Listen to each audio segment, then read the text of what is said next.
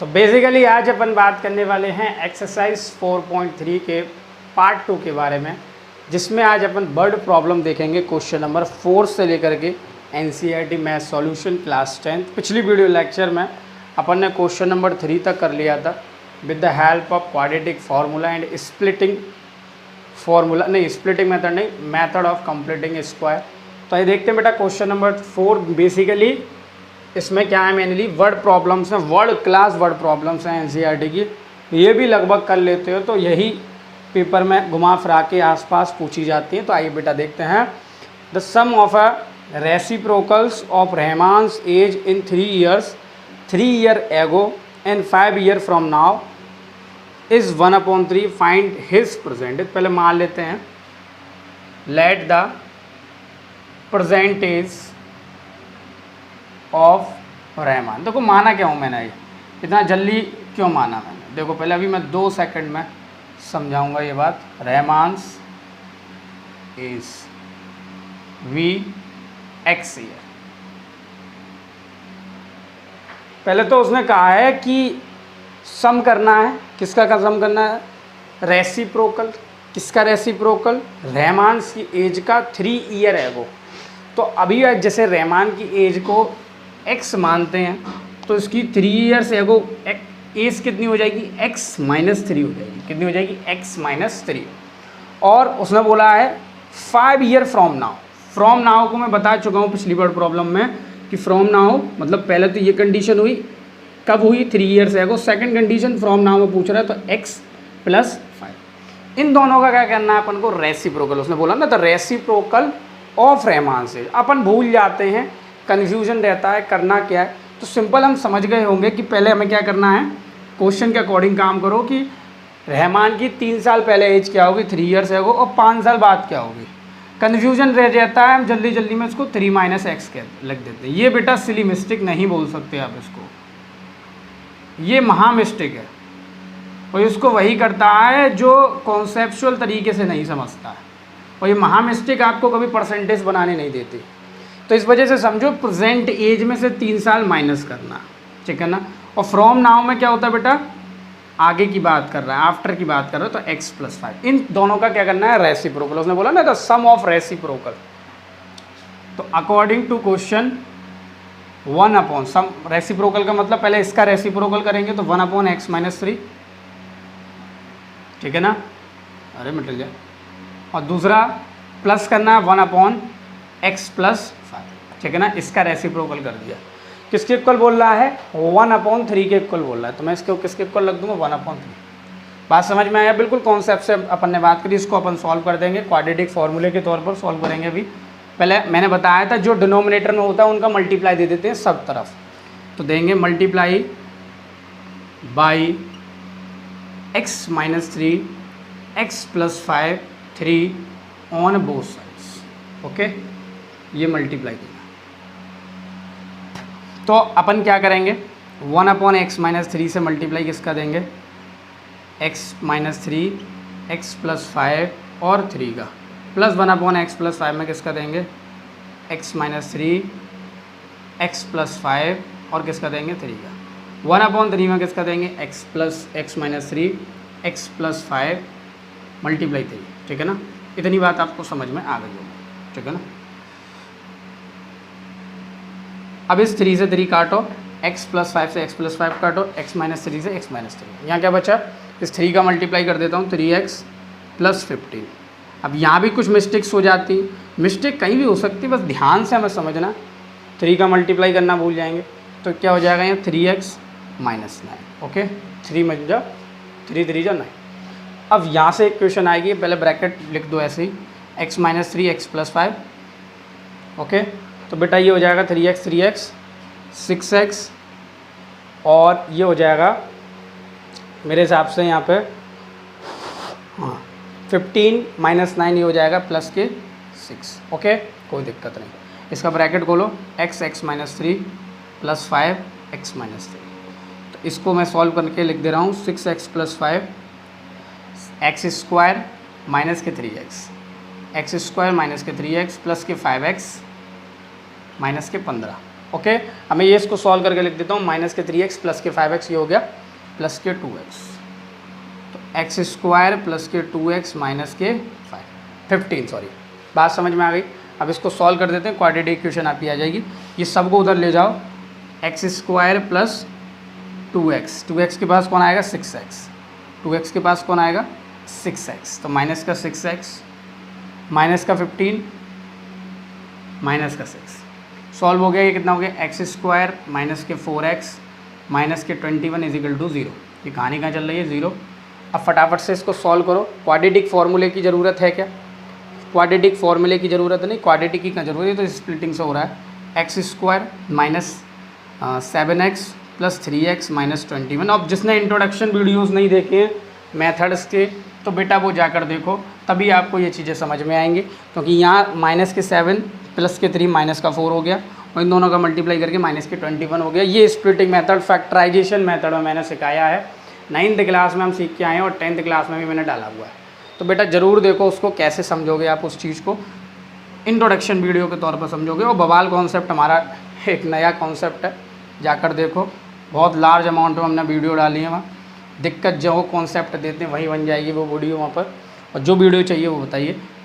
तो ये सॉल्व हो करके मैं इसको ऊपर सॉल्व कर दूँ क्या, इसमें से x कॉमन ले लेता हूँ, x माइनस 7, ध्यान से समझना, दिख रहा तो होगा, प्लस इसमें से क्या कॉमन ले ले रहा हूँ 3 कॉमन ले ले रहा हूँ, ये भी हो जाएगा x माइनस 7। इसको मैं ऊपर ले जा रहा हूँ, यहाँ कर दे रहा हूँ, जगह कम है, तो x इजिकल टू 0, पहले ब्रैकेट में x प्लस 3, दूसरे ब्रैकेट में x minus 7, x plus 3 equal to 0, then x equal to minus 3, x plus 7,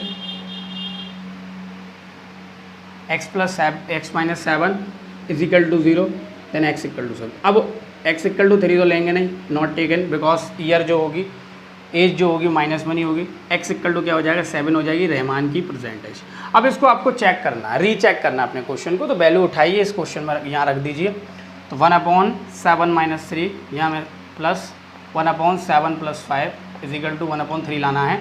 तो बेटा ये कितना हो गया 1/4, 7 प्लस 5 1/12। तो सॉल्व करने बैठोगे, इनका एलसीएम लोगे तो 12 आ जाएगा, कितना आ जाएगा 12, और 4 से डिवाइड दोगे तो कितना हो जाएगा बेटा 1, 12 का 12 नहीं, 4 से डिवाइड दोगे तो 3, 12 का 12 से डिवाइड दोगे, जल्दी बताओ फटाफट, 12 का 12 से 1, कितना 4/12, तो कैंसिल आउट 1/3।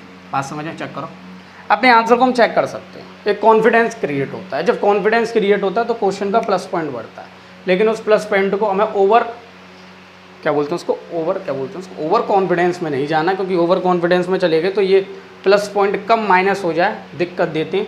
तो आपको समझ में आ गया कि गलती हमारी कहाँ, बचना हमें गलतियों से, कि गलतियों से जब तक नहीं बचोगे तब तक क्वेश्चन में परसेंटेज नहीं बढ़ेंगे, पेपरों में परसेंटेज नहीं बढ़ने वाली, क्वेश्चन ढंग से सॉल्व नहीं होंगे। तो फटाफट से पहले इसको उतारो। तो आइए देख लेते हैं बेटा इसका क्वेश्चन नंबर 5। ये भी शानदार क्वेश्चन हैं इसके।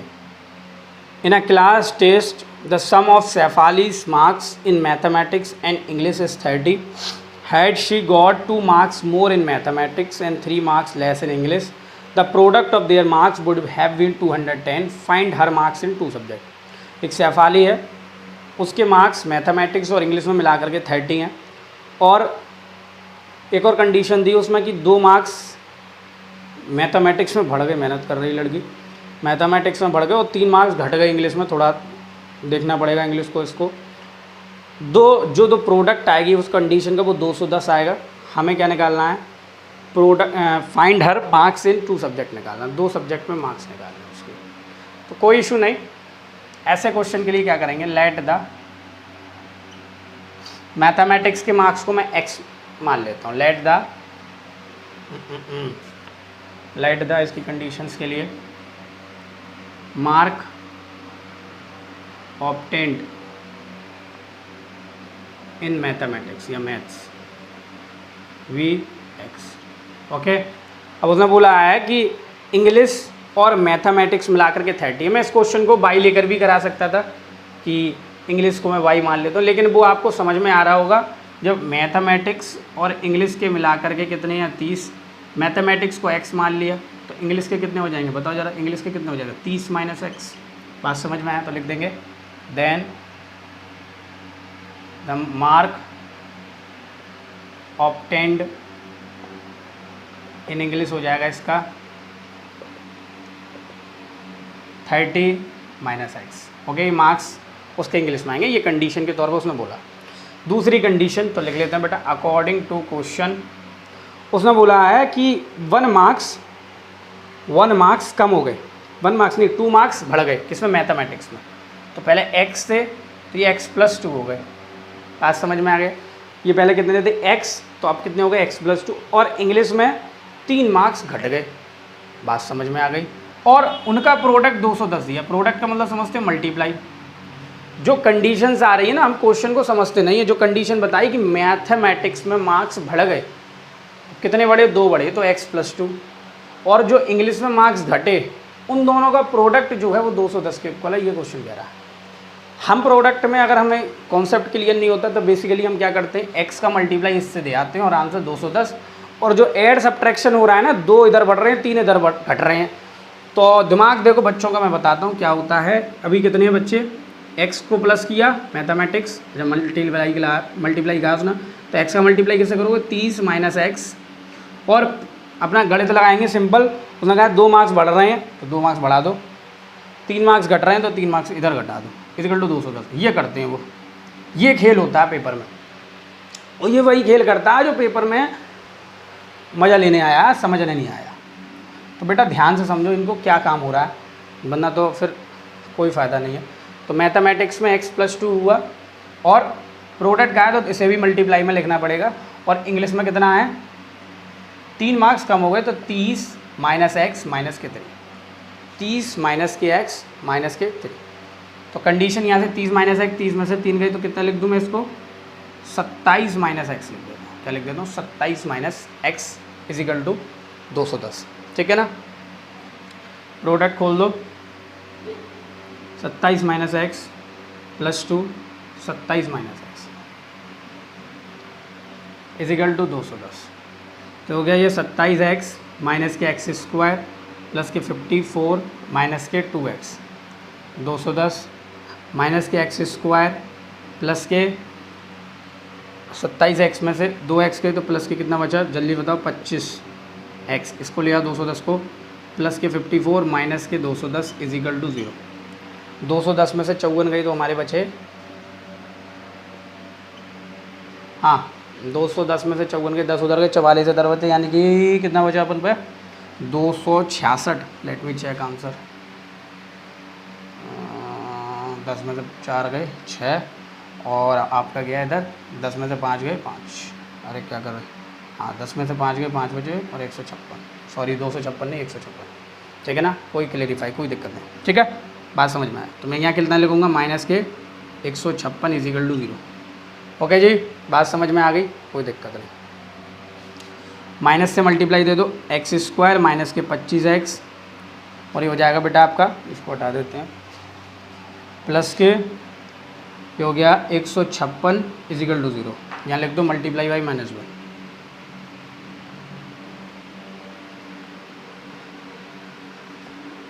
On both sides.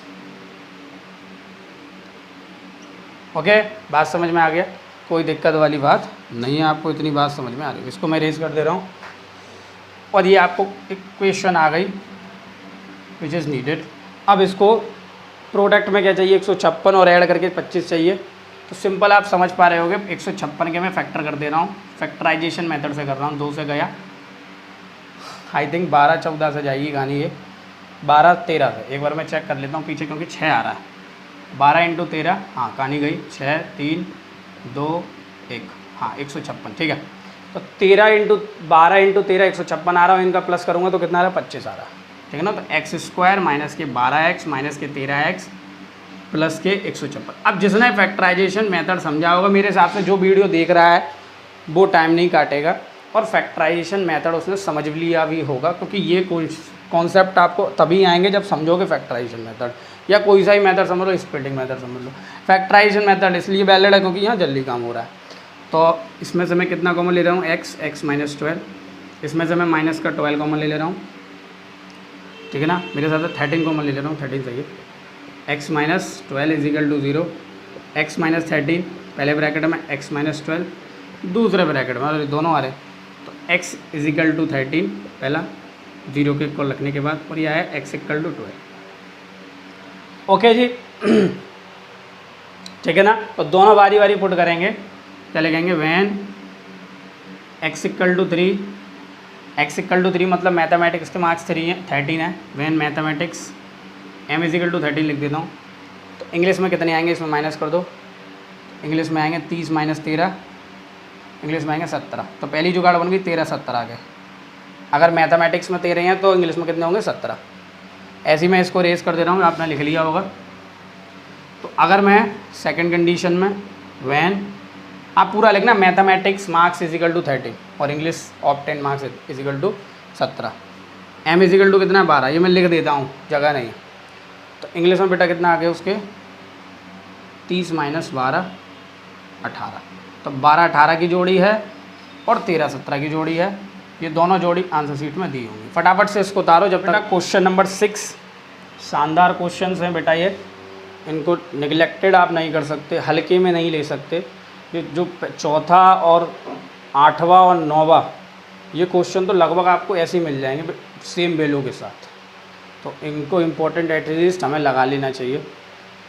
The diagonal of a rectangular field is 60 meter more than its the shorter side if the longer side is 30 meter more than the shorter side। अच्छा condition बड़ी खतरनाक दी है। Find the sides of the field, ठीक है जी। तो ये diagonal है, वो रेक्टेंगल है, उसका पर्टिकुलर डायगोनल दिया, क्या दिया। अब डायगोनल के बारे में तो लगभग आप 9th क्लास में पढ़ के आए होंगे, 2 डायगोनल होते हैं। कोई बता सकता है डायगोनल निकालने का फॉर्मूला क्या होता है किसी भी पॉलीगॉन में? कमेंट सेक्शन में ज़रूर कमेंट करके बताना कि डायगोनल निकालने का फॉर्मूला क्या होता है।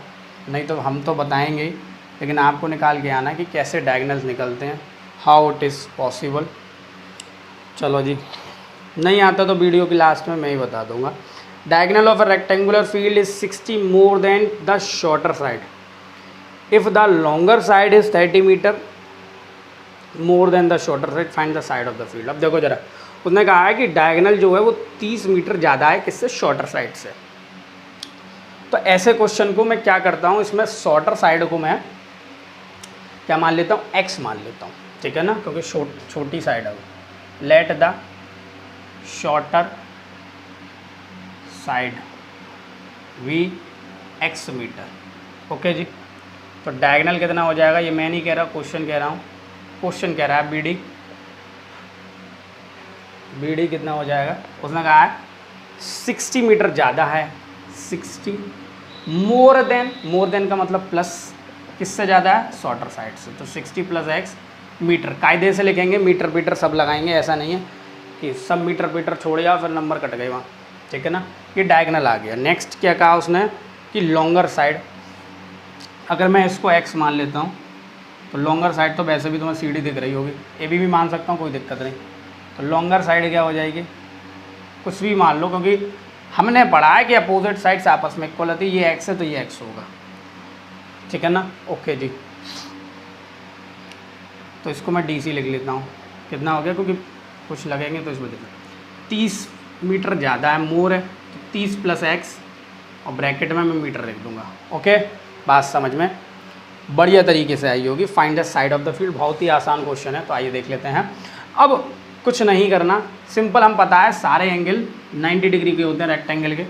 तो बेटा ये 90 डिग्री हो गया एंगल C, एंगल A भी 90 होगा, एंगल B भी होगा, एंगल D भी होगा, कुछ भी हो सकता है, लेकिन हम इस एंगल में सॉल्व कर रहे हैं क्योंकि ये साइड है और ये साइड है, ये भी दी है। हमें निकालनी क्या है, साइड्स निकालनी है और साइड की रिलेशनशिप दे दी, इसकी भी रिलेशनशिप है, इसकी भी रिलेशनशिप है, इसकी भी। इसी वजह से इस ट्राइंगल को हम चूज़ कर रहे हैं। बात समझ में आ गई होगी। तो लगा रहे हैं बेटा, in triangle BDC angle C is equal to 90 degree. ये मैं नहीं कह रहा हूँ, ABCD इस रेक्टेंगल लिखने की ज़रूरत नहीं, लिखना चाहो तो all angles are 90 degree. Okay, तो बाई पाइथागोरस थ्योरम कहाँ कहाँ ये यूज़ होती है, ये मेनली हमने जान लिया है। हाइपोटेनस का स्क्वायर, परपेंडिकुलर का स्क्वायर प्लस बेस का स्क्वायर। हाइपोटेनस बड़ी वाली साइड 90 डिग्री के सामने, ये ट्रिग्नोमेट्री में हम पढ़ाए हैं, चैप्टर पूरा प्लेलिस्ट के तौर पर डल भी चुका है, जाकर चेक करो, बहुत ही कॉन्सेप्चुअल तरीके से। परपेंडिकुलर कौन हो जाएगा, BC हो जाएगा, ऑल्टीट्यूड। बेस कौन हो जाएगा, CD हो जाएगा। वैल्यू सबकी दी गई है, ठीक है ना। CD DC बात एक ही है। BD की वैल्यू कितनी दी है, कुछ अजीब वैल्यू होगी, BD CD 60 + x। BC कितना दिया, x का स्क्वायर। बात समझ में आया, BC कितना दिया, x, वो हमने लेट किया था। CD कितना है, CD 30 + x। सिंपल आइडेंटिटी खोल ली, कहानी खत्म। तो a + b का होल स्क्वायर, तो a² 3600 लिख दिया मैंने डायरेक्ट। a का स्क्वायर 60 का स्क्वायर 3600 + b² x² + 2ab, तो ये हो जाएगा 120x। ओके जी। शॉर्टली इस वजह से कर रहा हूँ क्योंकि ये चीज़ आपको आ रही होगी। 30 + x का स्क्वायर, तो 30 का स्क्वायर 900², 900 मतलब 30 का स्क्वायर 900, नॉट 900², x² प्लस ये हो गया 60x। कोई उड़ रहे हैं, ये इससे उड़ रहा है, सामने आमने हैं तो सिंपल कट रहे हैं, और कोई नहीं उड़ रहा। इसको मैं इरेज कर दे रहा हूँ डायग्राम को। हाँ, कमेंट किया बेटा डायगोनल का फॉर्मूला क्या होगा निकालने का। तो 3600 है, इनको उधर ले जाओ सबको, तो वहाँ बचा x²। 60x किससे बात करेगा, माइनस के 120x से, और 3600 किसके बात करेगा, 900 से। तो प्लस के 900 माइनस के 3600 = 0।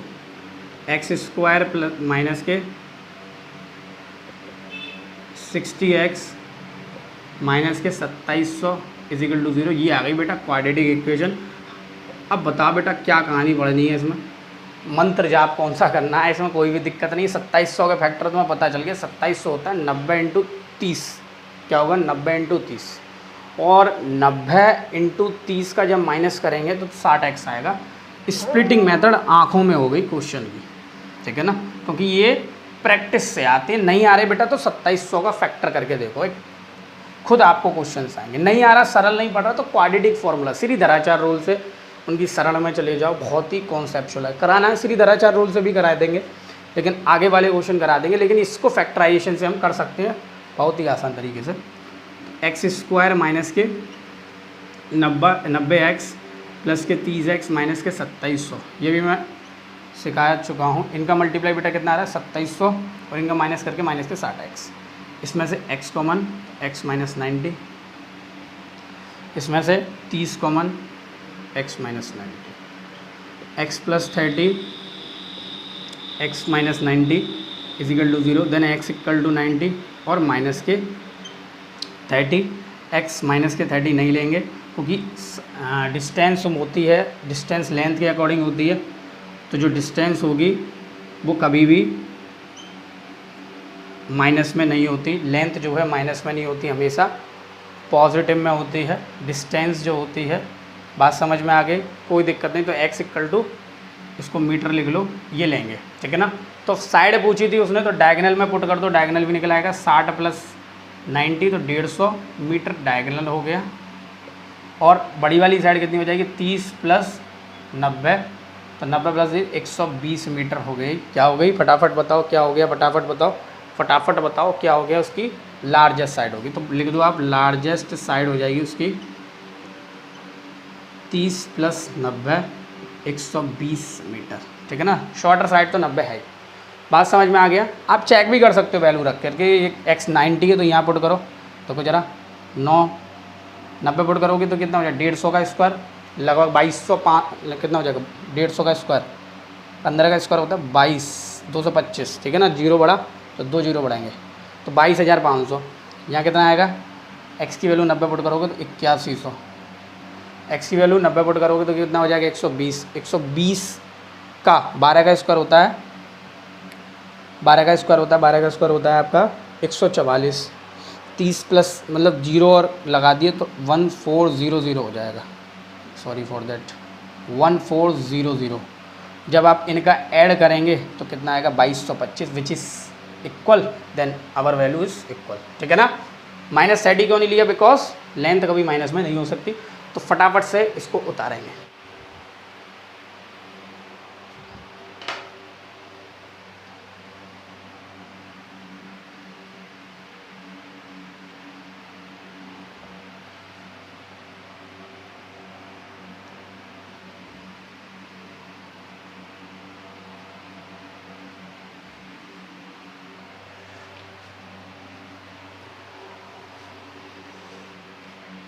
अब देख लेते हैं क्वेश्चन नंबर 8। अब भैया 8 क्वेश्चन तो एक्सरसाइज 4.1 में बहुत कॉन्सेप्चुअल तरीके से बात किया था।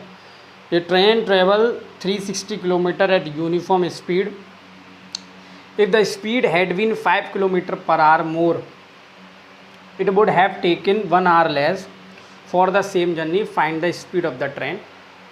तो क्या करते हैं क्वेश्चन में, इन क्वेश्चनों में जो टोटल डिस्टेंस है वो सेम दी है, उसने 360 किलोमीटर और उसकी स्पीड बढ़ गई 5 किलोमीटर पर आवर बढ़ गई। जैसे मैं उसकी स्पीड को क्या मान लेता हूँ, let the speed of train be x kilometre per hour.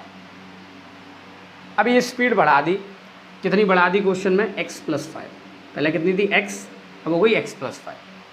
अब उसने कहा कि 1 घंटा उसे कम लग रहा है। अब तुमने पढ़ के आए हो स्पीड का formula is equal to distance upon time. Speed और टाइम का 36 का आंकड़ा है, मतलब आपस में रेसिप्रोकल में ये कॉन्सेप्ट बता चुका हूँ। अगर स्पीड बढ़ेगी तो सिंपल टाइम घटेगा और टाइम स्पीड घटेगी तो टाइम बढ़ेगा। मतलब x में स्पीड कैसी थी, कम, क्योंकि स्पीड यहाँ जाके ज़्यादा हुई है x+5 में। तो यहाँ बेटा जो टाइम होगा t1 और यहाँ जो मान लेते हैं t2 टाइम होगा, वो t1 टाइम कैसा होगा बेटा, इसके कंपेयर में देखा जाए t1 में और t2 में बड़ा कौन होगा, t1 में और t2 में ज़्यादा कौन होगा, ये इमेजिन करके दिखाओ थोड़ा सा। यहाँ स्पीड कैसी है x और यहाँ स्पीड बढ़ गई, तो यहाँ स्पीड कैसी है ज़्यादा, यहाँ स्पीड कैसी है कम। जहाँ स्पीड कम है तो वहाँ टाइम कैसा होगा ज़्यादा, और जहाँ स्पीड ज़्यादा है वहाँ टाइम कैसा होगा कम।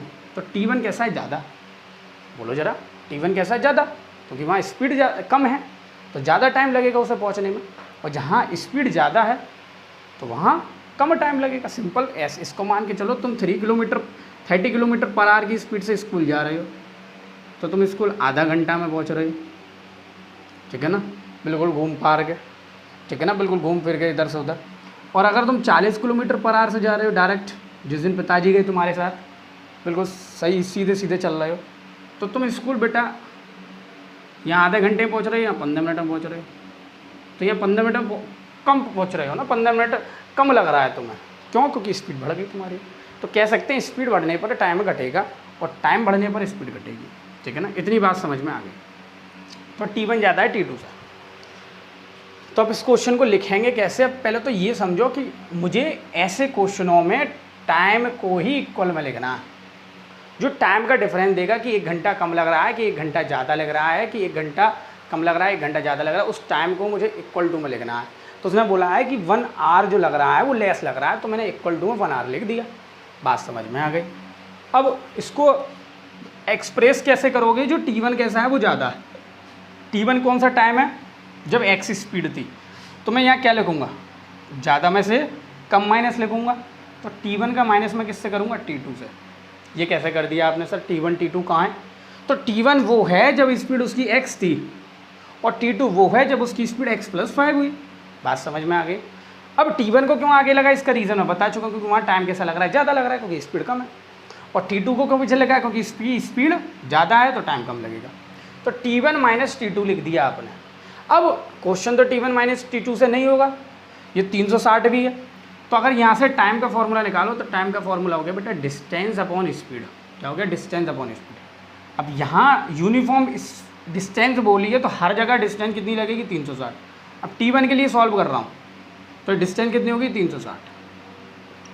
और अगर बोलना चाहूँ उसके लिए क्या बेटा, उसके लिए अगर स्पीड बोलूँ तो उसके लिए स्पीड कितनी, x कितनी है, फटाफट से बताओ उसके लिए स्पीड कितनी है, x।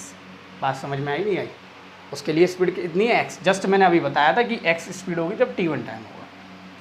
अब 360 यूनिफॉर्म बोला है तो डिस्टेंस भी इसके लिए भी 360 लग जाएगी। ये कैसे लगा रहे हो, क्योंकि टाइम इज इक्वल टू होता है distance upon time. Time is equal to क्या होता है, डिस्टेंस अपॉन स्पीड, सॉरी क्या होता है, time is equal to distance upon speed. इस फॉर्मूले का आप लिखना चाहो तो लिख दो, टाइम इज इक्वल टू, अब ये तो समझ गए होगे, डिस्टेंस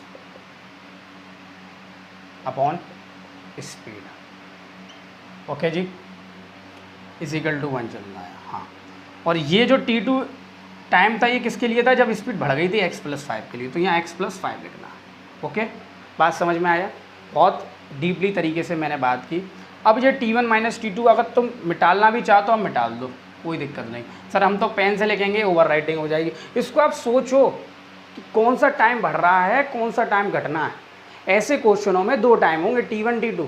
बस आपको ये विचार करना है कि T1 बड़ा है कि T2 बड़ा है, ये डिसाइड करेगी स्पीड। अगर स्पीड बढ़ेगी तो टाइम घटेगा, टाइम बढ़ेगा तो स्पीड घटेगी। बात समझ में आ गया? वो लिखने की ज़रूरत नहीं आपको T1 T2 यहाँ, आप मिटाल भी सकते हो। अगर लिखते हो तो T1 लिख देना, T1 is the time for x speed और T2 for the time of x + 5 speed. कोई दिक्कत वाली बात नहीं। अब इसको सॉल्व कर लेंगे मल्टीप्लाई करके। तो देखो ज़रा, multiply by x + 5 × 1 on both sides का मल्टीप्लाई देंगे। दो ज़रा, तो 360 अपॉन x मल्टीप्लाई x + 5। 1 तो 1 ही है, 1 तो 1 ही होता है, x + 5 1 तो 1 ही होता है, 1 से दोगे x + 5। ठीक है ना, कोई दिक्कत नहीं। ठीक है, कोई दिक्कत नहीं। ठीक है, ये इससे कैंसिल हुआ, ये इससे कैंसिल हुआ। ठीक है ना, तो यहाँ से कितना बच गया? 360 × x, इसका मल्टीप्लाई दे रहा हूँ। 360 × x प्लस 360 का मल्टीप्लाई 5 से, तो 36 पंजे 180। कितना हो गया? 180। ठीक है ना, 180 क्यों, 1800 हो जाएगा ना, एक और 0। ठीक है, माइनस, अब इस माइनस खेल कर देता है, माइनस को ध्यान से करेंगे, 360x आ जाएगा इजिकल टू, इस x का मल्टीप्लाई अंदर दे दो तो x² + के 5x। ये इससे उड़ गया, ये 1800 उधर गया माइनस में, तो x² + के 5x माइनस के, ये x है बराबर टेढ़ा बनना है, माइनस के 3600 इजिकल टू 0। ये आ गई इक्वेशन आपकी, ये है क्वाड्रेटिक इक्वेशन। फटाफट से बेटा इसको उतारो, मैं इरेज कर रहा हूँ। तो अब देखो बेटा, क्वाड्रेटिक इक्वेशन हमारी थी x² + के 5x माइनस के 1800 इजिकल टू 0। कहानी बढ़िया चल रही है। अब आप लग रहा है लगभग हम इसको फैक्टराइजेशन से सॉल्व करेंगे तो टाइम की बर्बादी होगी फालतू में। हम इसको क्या करेंगे, क्वाड्रेटिक फार्मूला श्रीधराचार्य रूल से सॉल्व करेंगे। तो उसके लिए अपन को कंपेयर करना पड़ता है, कंपेयरिंग विद ax² + के bx + के c equal to 0, then a equal to 1, v equal to 5, then c equal to minus के 1800। ये आपने पढ़ लिया होगा। अब इसके बाद बेटा चेक करते हैं फॉर नेचर ऑफ रूट्स, तभी हम क्वाड्रेटिक फार्मूले का दरवाज़ा खोलेंगे। पहले रूट्स को चेक कर लेते हैं कि रूट्स रियल हैं कि नहीं। d की वैल्यू 0 के इक्वल है, d की वैल्यू 0 से छोटी है कि बड़ी है। तो फार्मूला है d is equal to v² - 4ac। ये ब्लैक कलर का मामला गड़बड़ कर रहा है, कहाँ है भाई, आ जाओ।